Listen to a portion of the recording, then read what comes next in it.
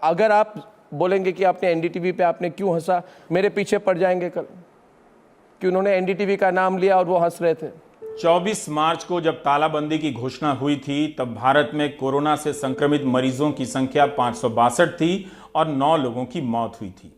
13 अप्रैल की सुबह तक कोरोना के संक्रमित मरीजों की संख्या 9152 हो गई है और मरने वालों की संख्या 308। लेकिन हम अभी भी बहुत ज्यादा सैंपल टेस्ट नहीं कर रहे हैं। कोरोना के संक्रमित मरीजों की संख्या जरूर बहुत कम है 72 दिनों के हिसाब से, लेकिन आलोचना यह है कि भारत बहुत कम सैंपल टेस्ट कर रहा है, इसलिए वास्तविक स्थिति का अंदाजा किसी को नहीं है। 12 अप्रैल तक भारत ने कोरोना के जो सैंपल थे वो 1,86,000 से कुछ अधिक सैंपल टेस्ट किए थे और 23 करोड़ की आबादी वाला उत्तर प्रदेश तो एक दिन में 2000 सैंपल टेस्ट भी नहीं कर पा रहा है, जबकि हम तालाबंदी के तीसरे हफ्ते में प्रवेश कर चुके हैं। इनकी प्रॉब्लम क्या है संजीव जी, मैं बताता हूं। ये नरेंद्र मोदी को पसंद नहीं करते। इनकी प्रॉब्लम भारत से है, नरेंद्र मोदी से है। आज इनको कहना पड़ेगा कि हम नरेंद्र मोदी के साथ खड़े हैं और आपको भी कहना पड़ेगा इन्हें कि अगर आप मोदी जी के साथ नहीं है तो भारत के खिलाफ है। आखिरी मौका है, लाइन पे आ जाइए। प्रधानमंत्री की खुली तौर से 100% समर्थन कीजिए, मगर अगर कल के बाद कुछ भी बोला लॉकडाउन के खिलाफ तो देश आपको माफ नहीं करेगा। यह सूरत के लसकाना रोड की तस्वीर है। प्रवासी मजदूरों ने भरपेट खाना ना मिलने की शिकायत की, गांव जाना चाहते थे, भूख ने उनका सब्र तोड़ दिया और हिंसक हो उठे। 90 लोग गिरफ्तार हुए, इनमें 8 नाबालिग हैं। इस हिंसा के कारण सूरत में 1200 से 1300 मजदूरों के खिलाफ कई मामले दर्ज हुए हैं। भूख ने सबको अपराधी बना दिया है। अगर तालाबंदी लंबे समय तक जारी रहती है तो किसी भी सरकार को लोगों के भोजन की व्यवस्था को पहले से कहीं ज्यादा दुरुस्त करने की जरूरत है। उसकी सारी बड़ी रणनीति जो है इस पर आधारित होनी चाहिए कि जहां भी है, जो भी रहता है, वो अपने रहने की जगह से 100 कदम की दूरी पर खाना पा सकता है। आप जब तक कोरोना ना खत्म हो जाए आप इंतजार नहीं कर सकते। प्रॉब्लम क्या हो रही है? भूख से मर रहे हैं। आप ना भूख से मर रहे हैं, ना आपको कोई परेशानी है। आपके पास आपके नौकर चाकर सबको लेके आप बैठे हुए हैं। इन्होंने आज कह दिया है कि आज ये प्रधानमंत्री के खिलाफ है।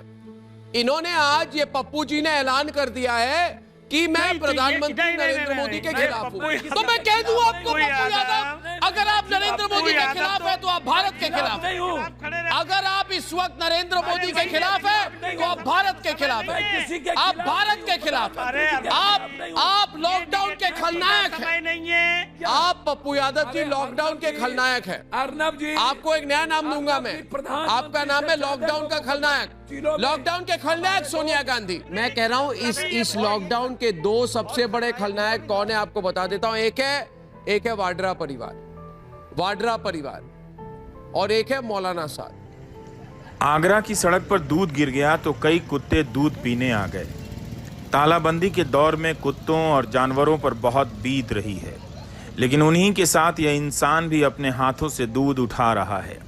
बताने की जरूरत नहीं कि किस लिए, किसके लिए। गैर सरकारी आंकड़ों के मुताबिक दिल्ली में करीब 30 से 35 लाख श्रमिक हैं।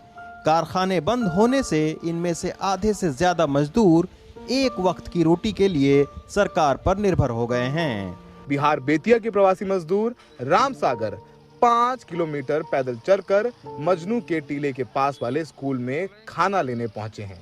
घर में 6 बच्चे हैं और इस पॉलीथीन में भरी खिचड़ी से ही काम चलाना है। आप सुबह 6 बजे आए हो? 6:30 बजे आया था, तीनों डब्बा यहीं लगा के गया। सुबह 6:30 बजे? लाइन पीछे हो रही, तू भी जाएगा भाई। तो ये सुबह 6:30 बजे खाना तो यहाँ 12-1 बजे मिलेगा ना? नंबर तो लगाना पड़ेगा ना। कितने घंटों से आप लाइन में लगे हुए? हम लोग का तो 4-4 घंटा कभी कभी हो जाते हैं। अगर यहाँ खाना नहीं मिलता तब क्या होता? भूख मरते।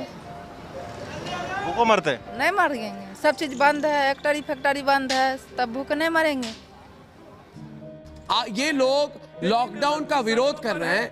ये विरोध है या फिर प्रधानमंत्री के बढ़ते हुए कद का जलन है हमारे देश की क्योर सिचुएशन क्या किस नहीं है? किसने बोला किट्स नहीं है? किसने बोला पीपी नहीं है? क्या नहीं है? किसने बोला लैब नहीं है? किसने बोला किट्स नहीं है? कुछ भी बोलेंगे आप? आपके पास लैब कितना है? कहाँ पे? लैब कितना? बिहार में? बिहार में अभी मात्र कहाँ पे? आपको कुछ आता पता नहीं है? आपके पास बेकार की बात करता है, झूठ बोलता है। किस अस्पताल में किट्स नहीं है? किस अस्पताल में किट नहीं है? चिल्लाना बंद कीजिए, आवाज कम। किस अस्पताल में किट्स नहीं? अस्पताल का नाम बताइए। अस्पताल का नाम बताइए ना। चिल्लाने से क्या होगा? क्या भाई क्यों चिल्ला रहे हो?